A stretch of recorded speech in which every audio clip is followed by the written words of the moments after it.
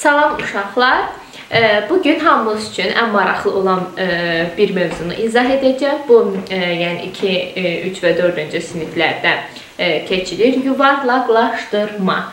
Çoxunuz üçün bu qorxulu yuxu kimi gəlir. Yuvarlaqlaşma deyəndə başınızı tutub qaçmaq istəyirsiniz. Amma əslində yuvarlaqlaşdırma o qədər də çətin deyil. Sadəcə olaraq diqqətli olduğumuz məqamlar var. Yüzlük və onluqlara qədər yuvarlaqlaşdırma. Məsələn, yazırıq 568 ədədini həm yüzlüklərə, həm onluqlara qədər yuvarlaqlaşdıracağıq. Təqribi bərabərlik. Uşaqlar, nəyi deyiriksə yuvarlaqlaşdırmaq? Əgər onluğa qədər yuvarlaqlaşmadan gedirsə söhbət, 568 ədədinin onluğun altından xətt çəkirik. Əgər yüzlüyə qədər yuvarlaqlaşmadan söhbət gedirsə, yüzlüyün altından xətt çəkirik. 568 ədədinin onluğu 60-dır, yüzlüyü isə 500-dür. Birinci onluğa qədər yuvarlaqlaşdıracağıq. Baxırıq, altından nəyin, hansı rəqəmin altından xətt çəkmişik? Ondan sonra gələn ədədə. Neçədir? 8.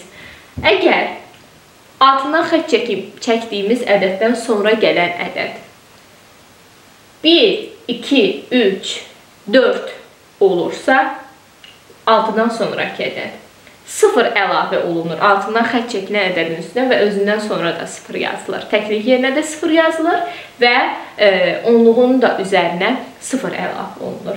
Əgər yox, bizim misalımızdakı kimi 8 gəlibdirsə, baxırıq, 8 hardadır? 5, 6, 7, 8 ikinci xanada. Onluğunun üzərinə 1 əlavə edəcəyik və təkliyin yerində 0 yazılacaq. Yəni 570. Təklik yerinə yazdıq 0, onluq yerinə 1 əlavə etdik. Elədir 570. Yüzlüyə qədər yuvarlaqlaşdırdıqda 568, yəni altından xətt çəkdiyimiz 5-in yanına baxırıq 6. Hansı xanada yerləşir? İkinci xanada. Yenə də altından xətt çəkdiyimiz ədədin ya üstünə 1 gələcək, bunların hamısı 0 yazılacaq, ya da olduğu kimi qalacaq. 6 harada yerləşir burada? Deməli 5 gəlməliyik. 5-in üzərinə yəni 1 gəlməliyik. Eləyəcək 600. Bunun yəni digər bir variantı da ondan ibarət ola bilər ki, deyə bilərik 568 ədədi. 568 560-a mı yaxındır, yoxsa 570-ə mi yaxındır? Bəli, 2 addım gedəndən sonra çatırıq 570-ə. Ona görə olur 570. Burada da yüzlüyə qədər yuvarlaqlaşdırdıqda 568 ədədi 500-ə mi yaxındır, yoxsa 600-ə mi yaxındır? Təbii ki, 600-ə yaxın olur. Gəlin, aşağı olanına da baxaq, rəqəmlərin az olanlara. Məsələn, 123 ədədini həm yüzlüyə, həm də onluğa qədər yuvarlaqlaşdıraq.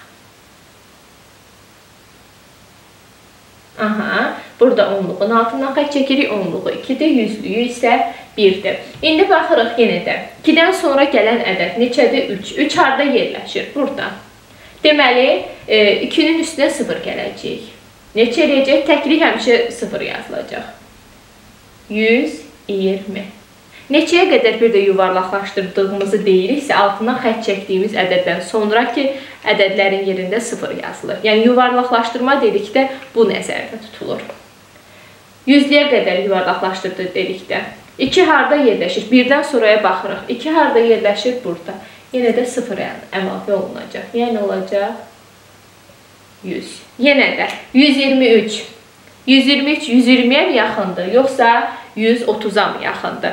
Onluqların yerləşdiyi aralıqları təkrar edirik özümüz üçün. Deməli, bu 120-yə yaxın oldu. Yüzlüyü 100-ə mi yaxındır, yoxsa 200-ə mi yaxındır? Təbii ki, 100-ə yaxın olduğuna görə yuvarlaqlaşdırdıqda 100 alırıq. Qaranlıq qalan məqam mənə elə gəlir ki, qalmadı sizin üçün. Bir də təkrar edirəm. Altından xətt çəkdiyimiz ədəddən sonraki ədədə baxırıq. Hansı rəqəmin ki, altından xətt çəkmişik, ondan sonraki ədədlər sıfırlanır. Ya həmən altından xətt çəkdiyimiz ədədə əgər 1, 2, 3, 4 olursa üzərinə 0 əlavə olunuruq. Yox, əgər altından xətt çəkdiyimiz ədəddən sonra gələn ədəd 5, 6, 7, 8, 9 olursa altından xətt çəkdiyimiz ədədin üzərinə 1 əlavə olunur. Bu istər onluq olsun, istər yüzlük olsun, fərq etmir. Və altından xətt çəkdiyimiz ədəddən sonraki rəqəmlərin yerinə 0 yazılır. Yuvarlaqlaşma mövzumuzdan bu qədər. Qaranlıq qalan məqamlarınızı bizimlə paylaşa bilərsiniz. Məncə yetəri qədər aydın şəkildə izah oldu.